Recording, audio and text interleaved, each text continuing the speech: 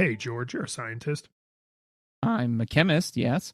Right, you're a scientist. So, are we alone in the universe? Like, I'm freaking out, man. I don't know, man. We've both been dealing with humanity for our entire lives. Do we want more of this? Oh no. Do we just not even need to talk about this now? Yeah, episode over. Maybe we just turn the whole thing off.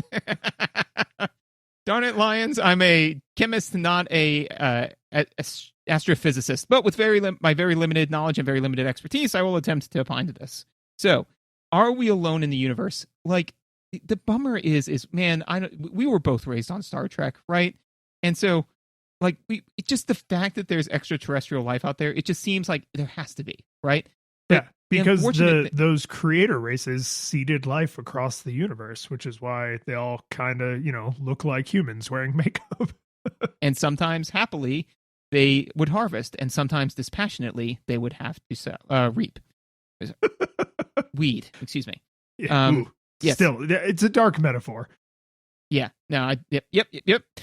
So the huge bummer is that there is no hard evidence that there are other people other than us, sentient life other than us in the universe, which is a huge bummer because it's kind of like we're looking out there and it just seems kind of lonely, right?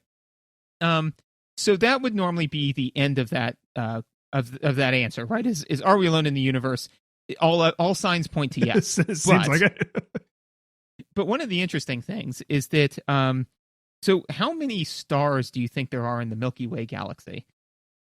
Ooh, just the Milky Way? I'm going to say, I want to say it's on the order of tens of millions. 100 billion. So more. It's way more. Yeah, way more. I wonder 10,000 times more. Yeah, I wonder where I got that range from. That was obviously super-duper wrong. It's just that the problem is that once you get past like a million, it's like a lot. You know, that's true. Yes, even tens of millions, my brain is like, I don't really understand that number. Yeah, well, because that's the thing too. Is it's like realistically, I think what was it like? The human brain can only really hold like up to the number like 150 or something. It's something very small that we can truly conceptualize, and then it's just like you have to do different things, different analogies to kind of get an idea for what it is you're doing. And actually, I was speaking to a younger person in the industry, and I said like, oh, we can see down to parts per billion.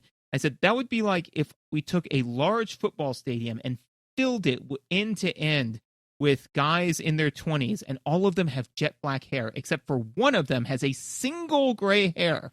We could see that gray hair. And it's just like, and like, what? I'm like, yeah. So, it's not a lot. Like 1 part per billion is not a lot. Yes, 100 billion stars. So the average star's age, so the age of the stars in the Milky Way vary, but on average, they're about 8 billion years old. Our sun is 4.6 billion years old, right? Oh, and so we're on the young side. Yes, we are. Yeah. So we are very young compared to the average star, and that's actually very critical for the follow-up question, right? So, and the Earth is only about 60 million years younger than the sun. So like. 60 million seems like a lot, but like when you're dealing in the order of magnitude of billions, it's almost a rounding error, right?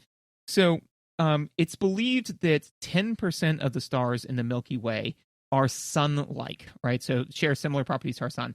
And of that, it's believed that 10% of those would have planets in the habitable range, right? So that means that 1% of the stars... Sorry, when you say in the habitable range, surely you mean for Earth-like life. Yes, yeah. Right. So yeah. The habitable range of the Goldilocks zone is actually I always love the way that scientists define some of this stuff, because you're like, oh, that makes sense. But you wouldn't. I wouldn't think of it on my own. Which is the Goldilocks zone is the area, the distance from a star in which water is liquid. So, oh yeah, that's fair, because you want it to be ice sometimes and a vapor sometimes, but mostly liquid. Yeah, mostly liquid is if you want life. You need liquid water, typically, right? So I say all that to say that means that there's probably on the around a billion Earth-like planets, right? And so the thing to consider, though, is that so it's like, oh man, if there's intelligent life should be evolving anywhere. But when you consider the age of our star and the age of our planet and the age of most of the stars in the galaxy, the bigger question is, why hasn't life taken over the galaxy already? Because it's had 4 billion years in some cases to pull that together. So even if it took the same amount of time for intelligent life to develop, about 4 billion years, right? So then that means that when our sun was being born, they would be developing intelligent life, right? Right. Huge head start. Huge head start. And so then even if it took 1,000 years for them to develop, for them to send off a colony ship and then develop, a colony, and then for those two to send off a colony ship and so on and so forth, even if you assumed each iteration of that took a millennia, the entire galaxy would be populated in a couple of million years, right? Which is a while, but when you've got 4 billion years to work with, right? It's the real question isn't, are we alone in the universe? The real question is, where are all the aliens? And that is the Fermi paradox, which is what we're really here to discuss today. So I think that's the Fermi paradox in and of itself, which is kind of fascinating when you think about it. And then really smart people way smarter than me, have been spending many moons trying to figure out answers to the Fermi paradox. Like, why can't we see life? And I've got a whole bunch of them written down, but so I'm not just sitting here monologuing. What do you think some of them are? Well, if we are assuming Earth-like conditions and Earth-like life and human-like intelligence, utilizing the same physics and things we are, I would expect what we would call radio signals or some sort of non-naturally occurring transmissions of information, right? Even in Futurama, the Omicronians watch Earth TV because those radio waves get beamed. Some of them get beamed out into space, and then they're just passing endlessly through a vacuum until they collide with an Omicronian television receiver, I guess. Yep. But yeah, so I mean, you would expect there to be signals all over. So if we are thinking just of what if there was on the opposite side of the galaxy, there was a humanity-like civilization that evolved, why haven't we heard from them? I mean, first guess killed themselves, right? They're just absolute warred, famined, irresponsibly lived themselves to death. So let's take these one at a time, because you've actually mentioned a couple of them, right? Oh, good. So yeah. So one of them that you mentioned is killed themselves, right? So what that is actually one of the sides of the great filter hypothesis, right? So the idea is that there is something that is filters out intelligent life to where spacefaring just never becomes an option, right? So one of them is the idea that intelligent life or life, complex life and then intelligent life may just be way, way, way less common than we think it is, right? Because we can look at it and say, this feels like this should happen statistically, at least, with a billion possibilities, at least a couple more times, right? But maybe we're wrong. Maybe that whatever it was that one time that a cell ate a mitochondria and became the powerhouse of the cell, that happened once and statistically would never happen again. So complex life just doesn't form. In which case, then the great filter would be behind us, right? What's way more scary is what you described, which is that there is a great filter and it is ahead of us, And so the idea is that's we statistically now, do we become the one alien race that survives, or do we blow ourselves up or famine ourselves or disease ourselves or whatever to death? Yes, because that's the thing is that people are like, oh man, wouldn't it be cool if we found micro biological life on Mars? It's no, it'd be terrifying because the universe isn't populated with aliens, and if we find multicellular life in the water on Mars, then that means that life is pretty common, and yet we don't see it everywhere. So the likelihood of the great filter still being ahead of us is way higher. Finding multicellular life in the waters on Mars would be a problem. Finding ruins would be devastating because that means that that life like us is probably very rampant, and that probably is, and that means that there's the great filter isn't something that it's not like an asteroid hitting, right? Because an asteroid hitting destroyed most life, but not all of it. It has to destroy all life all the time. And the question could be most species, there's some technology that is developed that is so obvious to everyone, to every intelligent species that develops it, that the last words of every species is just, oh, I'm going to press this button and it's going to fix everything forever. And then everyone dies, you know? So, yes. So, bad decisions themselves to death is the great filter hypothesis, with the idea that the filter is ahead of us, and it's a very real possibility. You also mentioned radio waves, right? Yeah, I would expect intelligent life working with the same physics as us to eventually make technology that we might not be able to understand, like any of the signals or anything, but it would have to operate on the same physics, right? An alien air fryer and a human air fryer are still heating up food. It's the same basic concept. Even if it looked completely unrecognizable and we didn't know how to operate it, you would still have a thing that gets hot to cook food and denature protein. So if you have communications technology, light is still the fastest thing we know of. So I would expect it to be based on like radio waves or fiber optics, because I don't know what's faster than that. So you actually, again, mentioned two. So you're nailing them all, you know, like, so for the radio waves, one of the interesting things about that is that radio waves actually don't necessarily stay coherent out to extreme distances. So lazy ass radio waves. I know, right? So like, actually the idea of like the Omicronians seeing the TV show like thousands, that wouldn't happen, because basically anything beyond... You're saying there was something unrealistic about Futurama? What? The well-known documentary series Futurama. They changed the outcome by measuring it.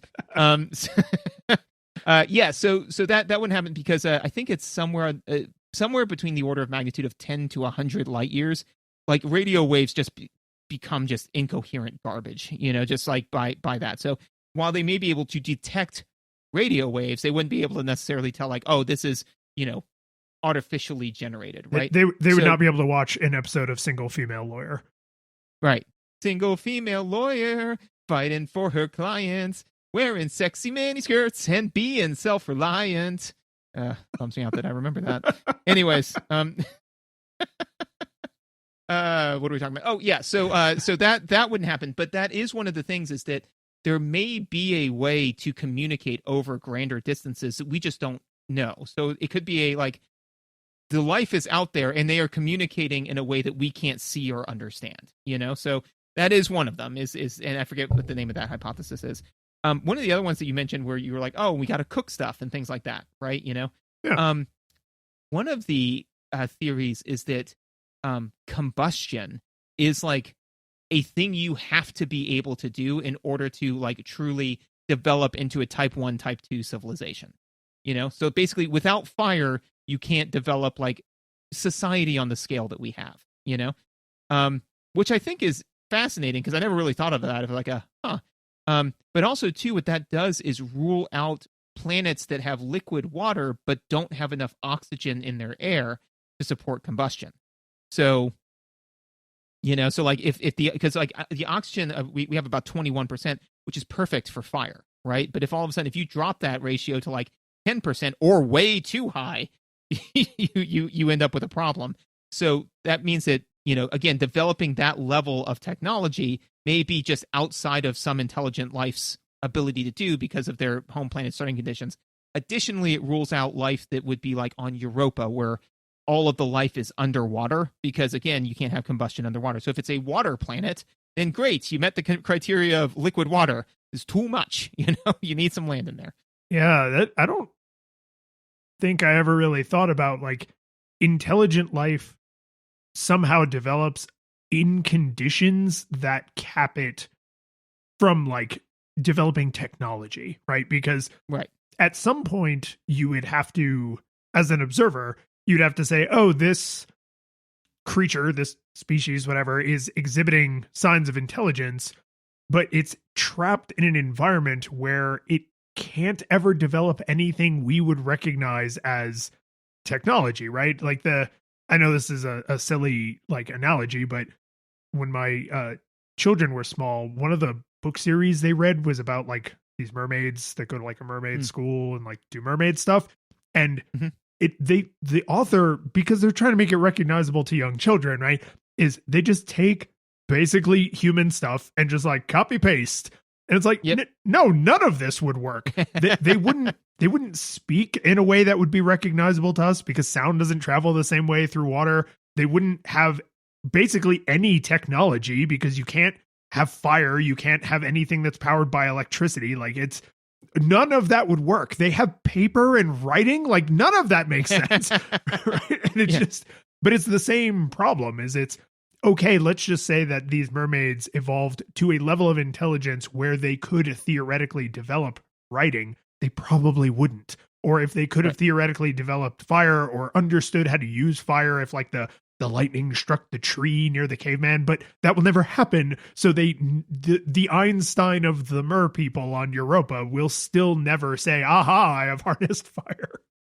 Right. And then even still, like there's a lot of the things that we do in order to do the amazing things that we do, it require intense and sustained amount of collaboration that just can't really happen without technology assisting it, right? So like it's like, oh well, we've got a group of 1,000 mer people that are all together in one area and they're all super smart. It's like cool, but you need like 1,000,000 mer people all working concurrently to do this thing, and like they just can't even communicate with each other. This one is actually way sadder to me than blew themselves up.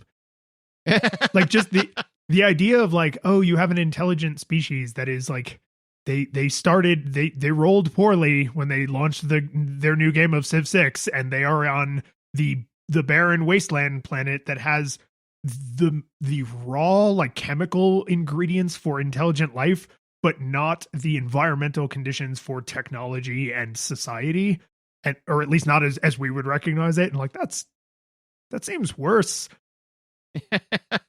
seems way worse. And also too, just while I'm thinking about it, this is not a comprehensive list. These are the ones that I thought were the most interesting to talk about. There's a ton of other ones. Like there were some of them where I was like, yeah, that's possibly true, but potentially kind of boring. So, or it's a potentially fringe where like one of them is, it's like the idea of, it's like, oh, well, there's intelligent life out there and it's all artificial life. And so basically that artificial life doesn't think we're worth talking to. And so until we develop our version of artificial life that murders all of us, it will then talk to that, but not to us, And I was like, like maybe, but that one's not as supported, like in the community. So I'm like, whatever. That feels closer to like simulation theory, right? Yeah. It's because that's a track of technological development we understand and we believe that we are on. And so it's like, well, obviously they would be just like us, except further along, because there is only the one way that things can go, because that's the only way I understand. And it's like, oh, okay, that's fine for science fiction. And so one of the other things is that, so there are traits that made us able to evolve to the point where we developed intelligence and thus developed intelligent life and are continuing to do so, right? And basically it's that we are greedy, resource greedy, right? And like we need resources in order to proliferate, right? So one of the hypotheses is that it is the nature of intelligent life to destroy other intelligent life. Cool. Right. So, yeah. So this is called, there's a couple of different ones, but it's called the dark forest hypothesis, which is a really cool name for, right? Like whoever named this one, it's like tens, But the reason why it's called the dark forest hypothesis is the idea is you are in a dark forest, right? And all of us, and you're hunting, and all of a sudden, as you reach a clearing, you see another hunter. Right. And so you both draw your bows. What do? Right. And the thing is, 9 times out of 10, it's like I shoot them before they can shoot me because I don't know how to communicate with them. I don't know what their intentions are. And if they shoot me first, then they win. So it's whoever shoots first wins. Right. And especially when you consider some of the ways you would have to wage intergalactic war over like, light years. The ways to win that battle is to shoot first, shoot hard, and leave no survivor. Yeah. So yeah, like with it normally, like, I think one of the things I saw that was really interesting is it was like a galactic railgun where basically this is technology that is theoretically possible, but basically it's a railgun that shoots I think it was something really minor, like maybe like a 1-ton piece of metal at near light speed at a planet. Oh yes, I maybe from a game or a book I read or something. But they called them Fingers of God. Oh, nice. Yeah. It's just like an iron cylinder launched at a fraction of the speed of light, which is still super duper fast.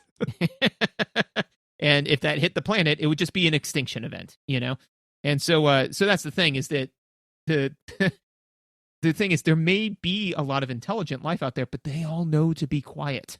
And maybe we should too, right? Because and fortunately all the radio signals we've been giving off again become incoherent after a certain like radius, and space is big. But right, part of me is just kind of like, until we sent that satellite out that was like, look at a picture of our junk. Also, this is some music we like.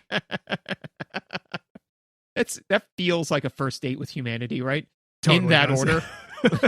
Look at my genitals, and now also here's a fun fact about me. Hey man, we're putting it all out there as a species. Like if you're into this, maybe come DM us. Yeah, one of those tungsten rods is on its way here right now.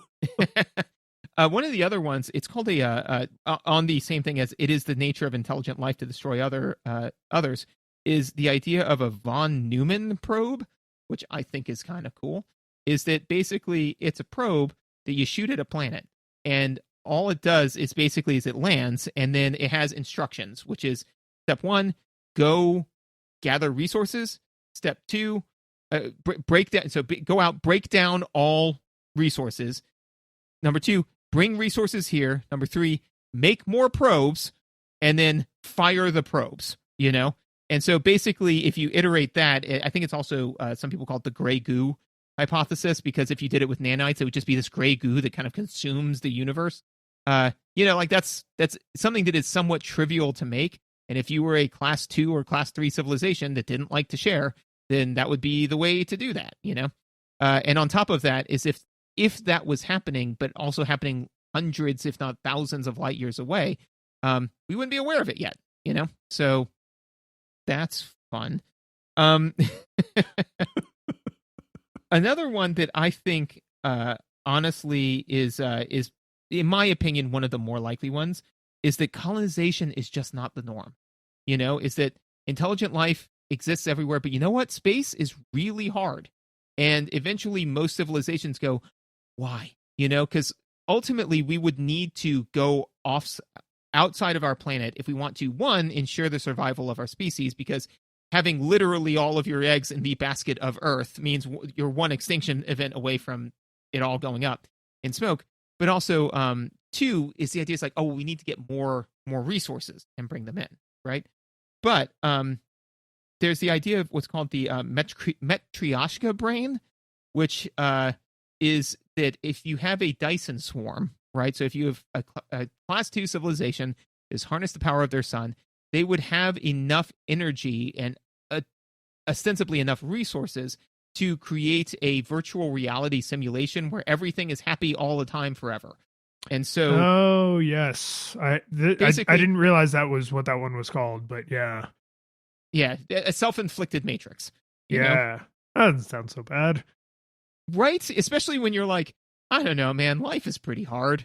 Like, what if I just plugged myself into this thing and got to live effectively forever in nonstop joy? It's like, or you could go out into the cold of space, and it's like, what was that first one again? The happy, let's the go happy back. thing. Let's go back to the Matrix one.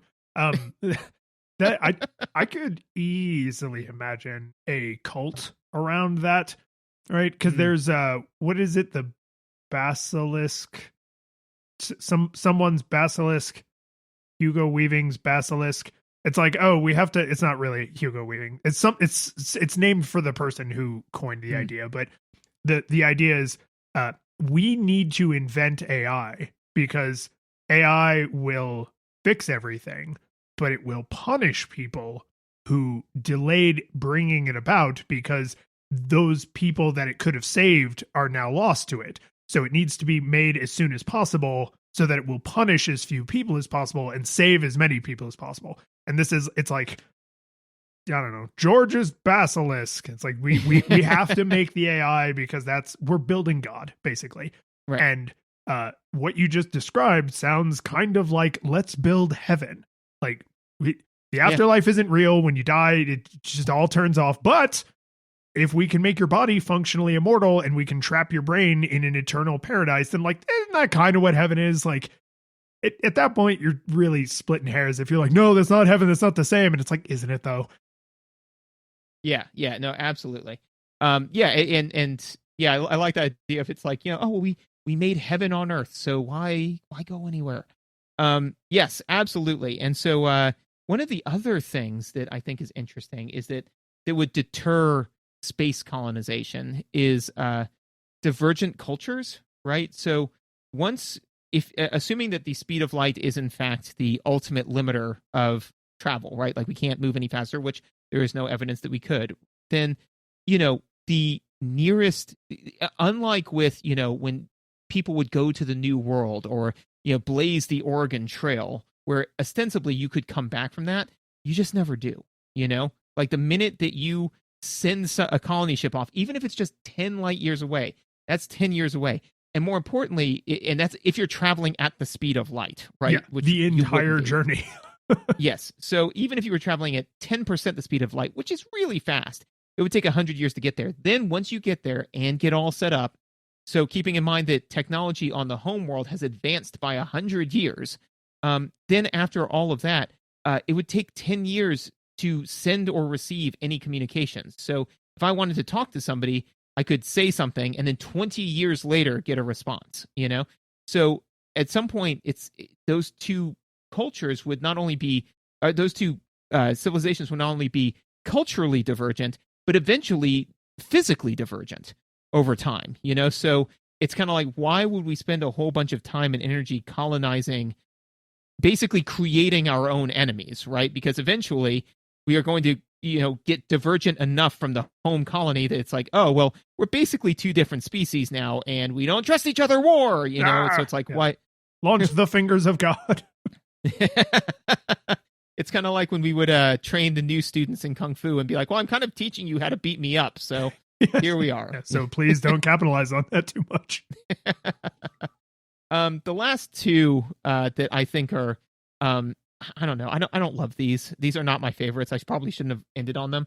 But is one of them is the zoo hypothesis, which is that alien life is everywhere and we are basically in a like cordoned off human zoo, because it's the prime directive, but at us. Okay. So like once we develop warp, then the Vulcans will come down and say, what up? Basically. Yeah. Okay. Yeah. I mean that. Sure. Right. Like it feels fine. Like in the Star Trek universe, it doesn't feel very realistic based on the available evidence for our universe.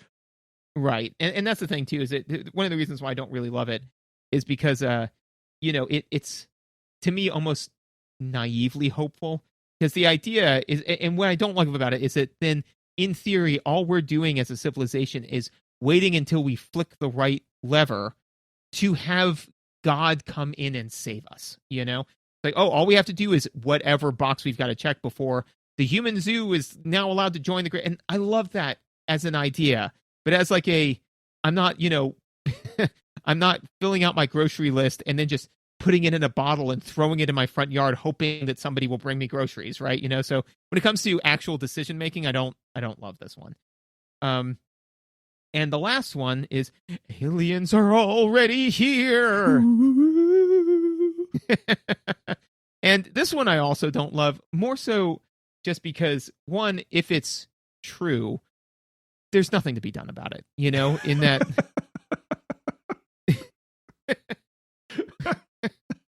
What? I like the just immediate defeat of like you never would have made it on the X-Files. Just like the truth is out there, and I don't know, I'm just so tired.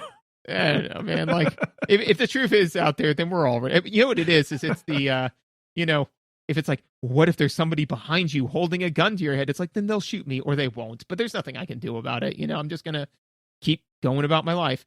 But also, too, the reason why I don't, so because again, all of the things that we just described, the fact that the great filter, oxygen thresholds, the fact that somehow they have figured out how to travel across insanely great distances and somehow keep some level of cultural cohesion, right? They have bested the temptation of the Matryoshka brain and have still gone off into life. They've gone into the dark forest, found another hunter, and decided not to kill them immediately, but instead study them. It's just like, okay, so we got past all of that has been adjudicated, right? And for some reason, all of those chips fell in the aliens are already here category, which again feels vanishingly small to me.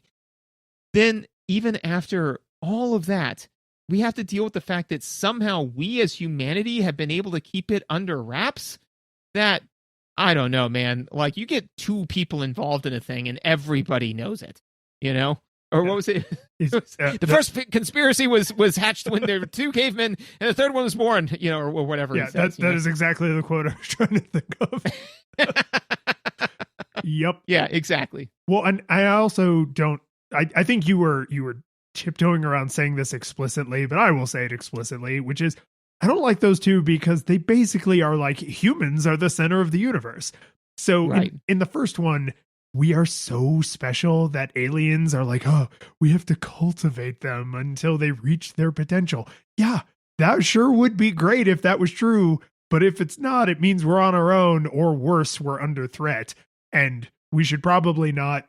You plan for the fingers of God are being launched toward the planet, not someone out there in the universe likes me and will save my entire species. That's just that's so like stupid and like human centric, right? And the aliens are already here and they're studying us. Like I had a friend in high school who just deeply, honestly, and sincerely believed that, and maybe they still do, I don't know, but at the time, honestly, sincerely believed like, oh man, aliens, like I don't know what's out there, man, but like I know I've seen some weird stuff, and it's like, but there's so many explanations before aliens. There are so many explanations before aliens that are all like so much more likely than aliens. Like, you really think aliens are here just to like play a prank on you?